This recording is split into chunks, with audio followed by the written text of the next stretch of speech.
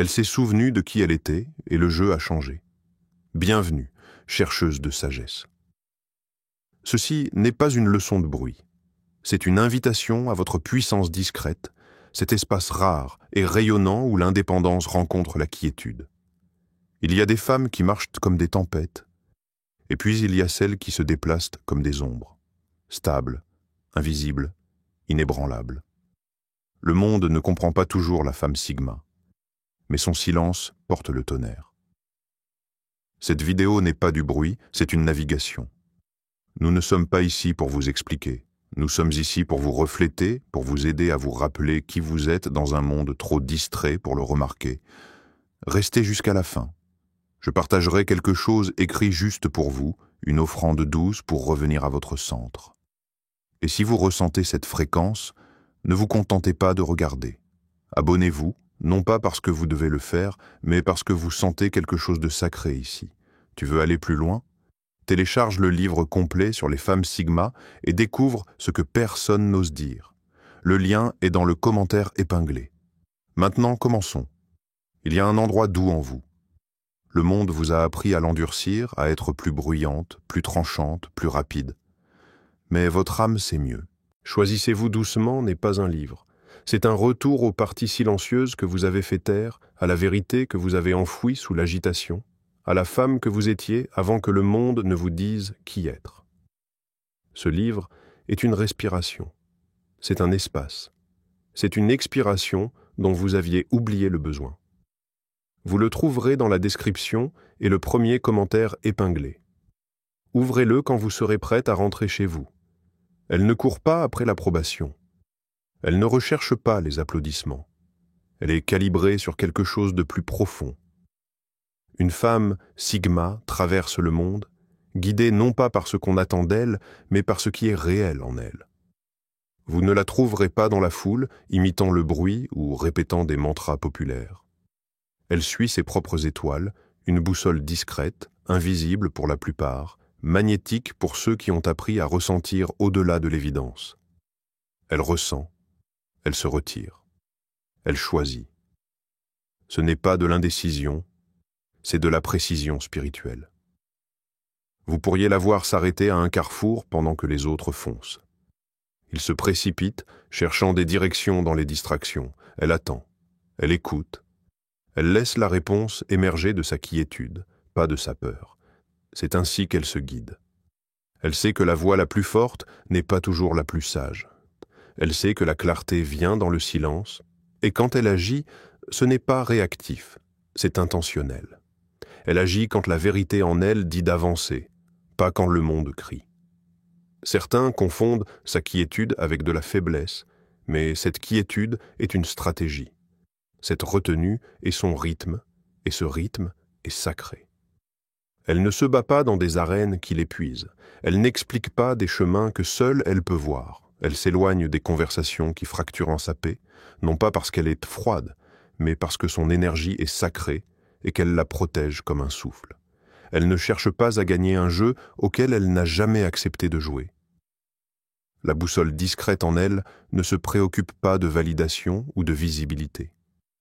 Elle se concentre sur l'alignement, sur ce qui est vrai, ce qui apporte la paix, ce qui nourrit son esprit plutôt que son ego. C'est pourquoi vous la verrez faire des choses qui n'ont pas de sens pour la foule.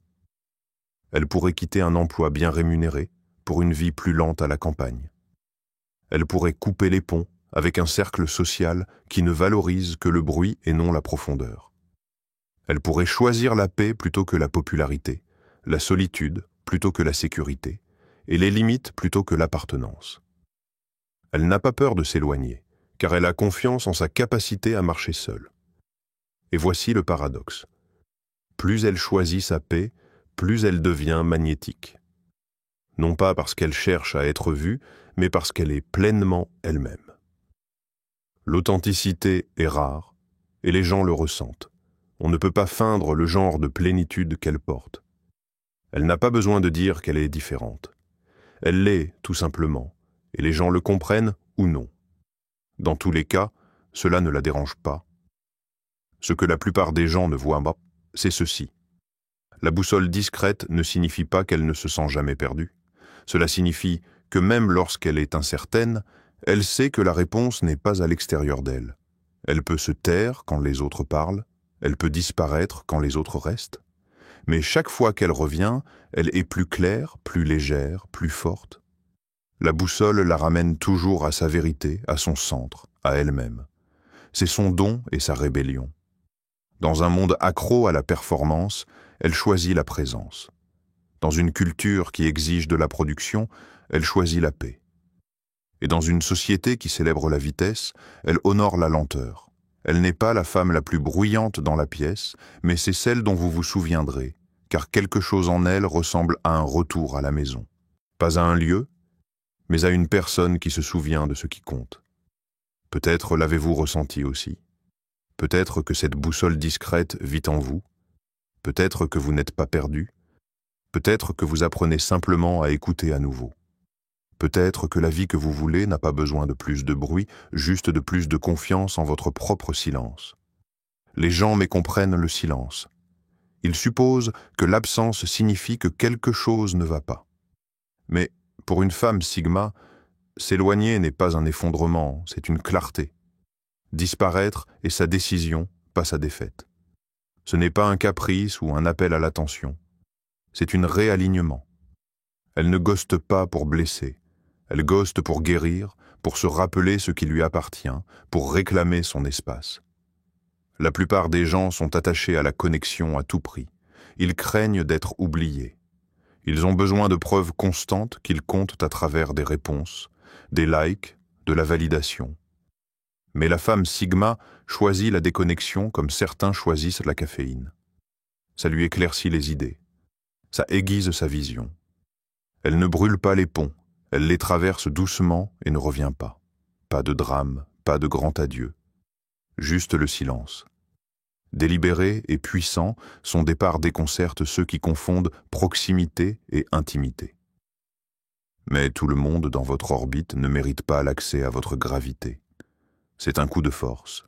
Ghoster non pas par douleur mais par paix. Partir non pas pour punir mais pour protéger.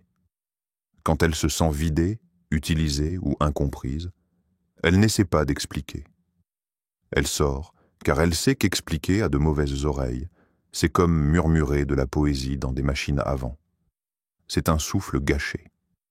Elle fait confiance à ceux qui comptent pour la trouver sans carte. Et ceux qui en ont besoin n'étaient jamais vraiment présents au départ. Cette capacité à disparaître n'est pas de l'évitement. C'est un outil, une réinitialisation émotionnelle, un nettoyage, un choix de faire de la place pour elle-même dans un monde qui exige constamment son énergie. Quand elle disparaît, elle ne fuit pas, elle court vers l'intérieur. Elle va là où c'est calme, là où elle peut entendre ses pensées, là où ses propres besoins passent en premier, sans s'excuser. Et que se passe-t-il dans ce silence ? Elle se souvient de ce qu'elle aime. Elle réclame ce qu'elle a donné. Elle restaure son centre. Certains s'effondrent sans contact constant. Elle, en revanche, s'épanouit dans la distance. Moins elle est entourée de gens qui l'épuisent, plus elle redevient elle-même. Dans cette solitude sacrée, elle abandonne le rôle qu'elle jouait pour s'intégrer, le masque de la pacificatrice, la version d'elle-même qui se rétrécissait pour que les autres puissent respirer plus facilement. Elle les laisse tous tomber, et ce qui revient est la version brute, non filtrée d'elle, toujours sélective, inébranlable quand elle réémerge. Si elle choisit de le faire, elle n'est plus celle qu'elle était quand elle est partie. Elle est plus affûtée, plus silencieuse, plus claire, et parfois elle ne réémerge pas du tout, car le silence lui a montré qui ajoutait du bruit, pas de la valeur. Elle n'a pas besoin de garder des liens juste parce qu'ils sont anciens. La familiarité n'est pas synonyme d'alignement. La femme Sigma pratique un détachement radical, non pas parce qu'elle est sans cœur, mais parce qu'elle sait que son cœur n'est pas un service public. Son temps est sacré, sa paix est méritée, sa présence est un privilège, pas une garantie. Le ghosting social n'est pas une question de se cacher. C'est une question de s'élever, de s'éloigner de la distorsion pour se reconnecter à ce qui est réel. Et ce qui est réel ne lui demande rarement de performer, l'accepte sans avoir besoin de preuves. Dans un monde Obsédée par le fait d'être vue, elle trouve sa force à être invisible pendant un moment, car c'est dans l'ombre qu'elle aiguise son tranchant. Vous ne pouvez pas accéder à elle juste parce que vous le faisiez avant. Vous n'obtenez pas de mise à jour juste parce que vous êtes curieux. Elle ne doit à personne une version d'elle qui n'est pas réelle. Elle s'éloigne quand l'énergie est mauvaise.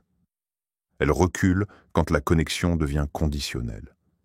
Elle disparaît non pas pour punir, mais pour préserver ce qu'il reste de sa dignité, de sa paix, de son pouvoir intuitif.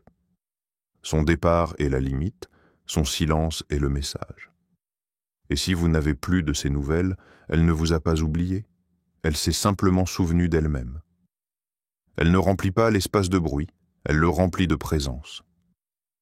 Dans des pièces pleines d'ego et de performance, elle reste immobile, non pas parce qu'elle n'a rien à dire, mais parce qu'elle sait que parler au bon moment est plus puissant que d'avoir besoin de le faire.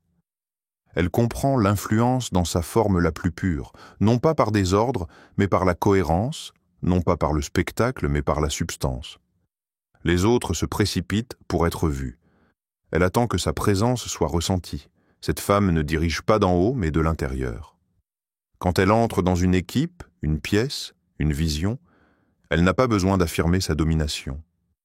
Son énergie fait recalibrer les gens sans qu'ils sachent pourquoi. Elle écoute profondément.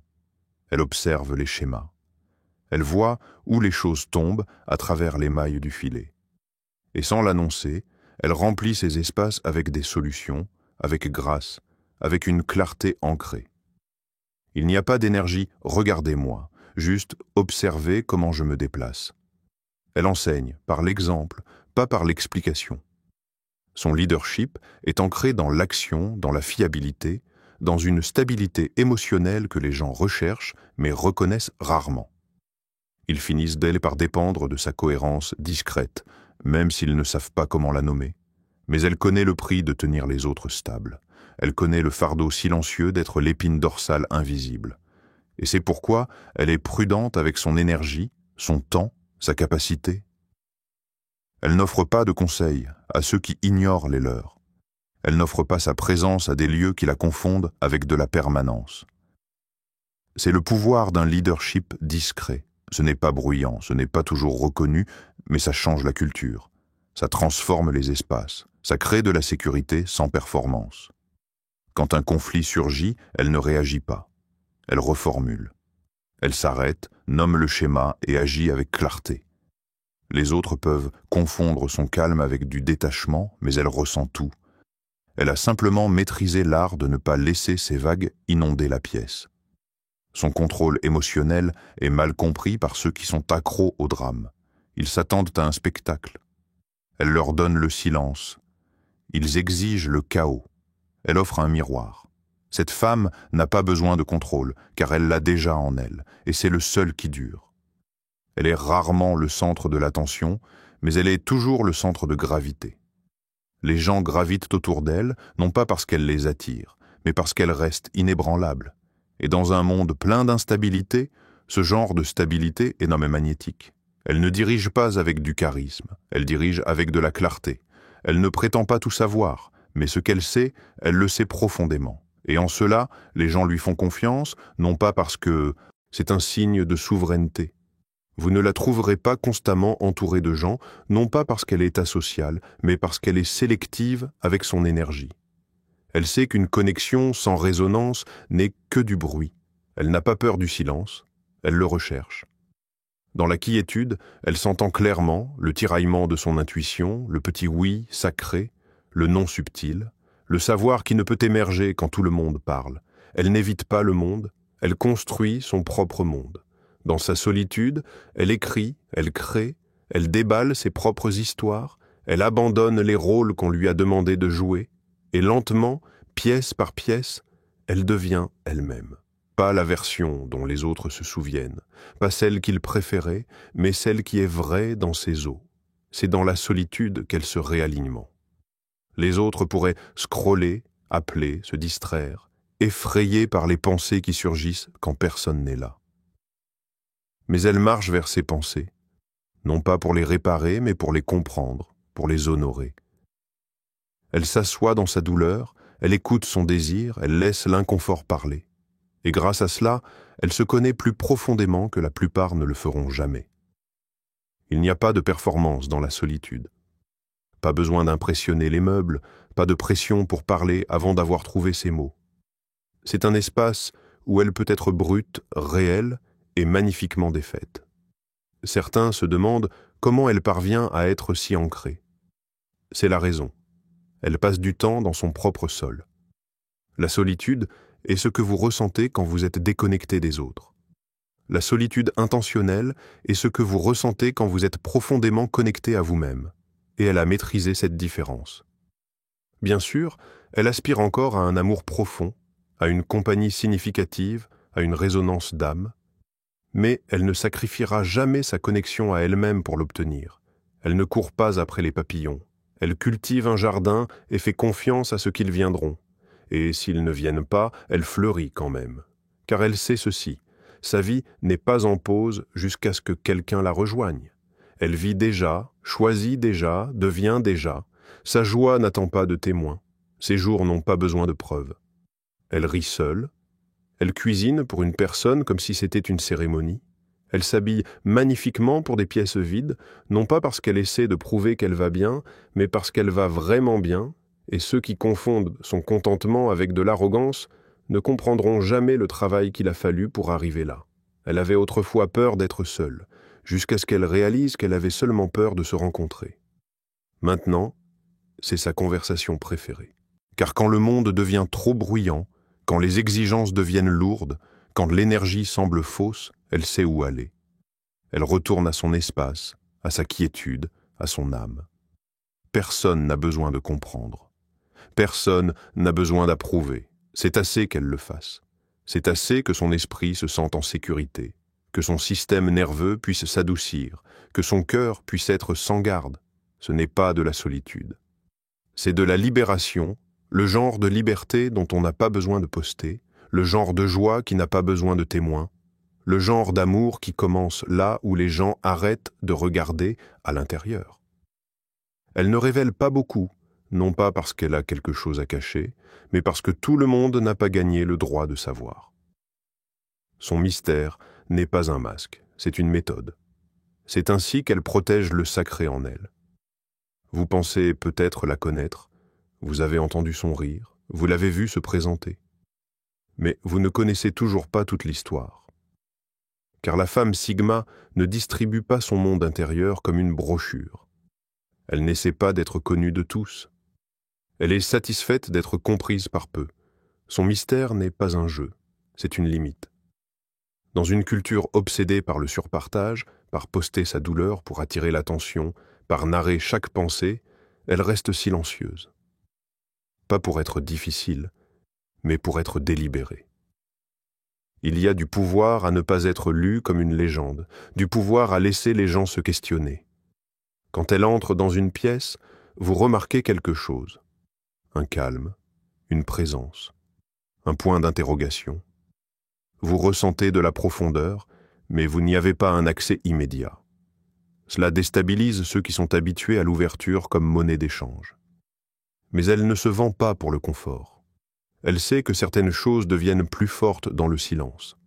Certaines vérités perdent leur poids quand elles sont dites trop tôt.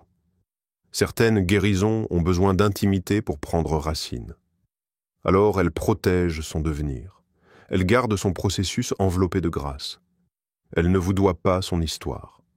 Elle peut partager par morceaux, non pas comme une performance, mais comme une offrande sacrée, un moment de confiance, pas une transaction. Et quand elle s'ouvre, ce n'est pas pour la validation, c'est parce que vous avez fait de la place. Une vraie place, assez silencieuse pour entendre la vérité sous son silence.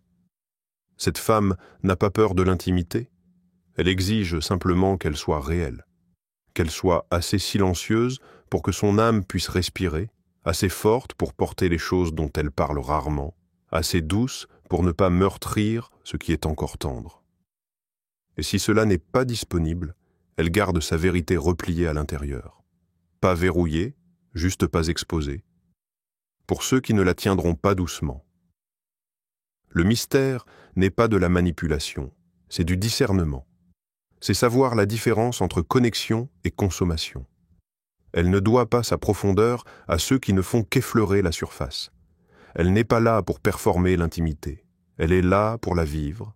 Alors elle attend, elle observe, elle écoute, et dans ce silence, elle apprend qui voit avec l'ego et qui voit avec l'âme. Vous ne la déverrouillerez pas en poussant. Vous ne l'atteindrez pas en exigeant.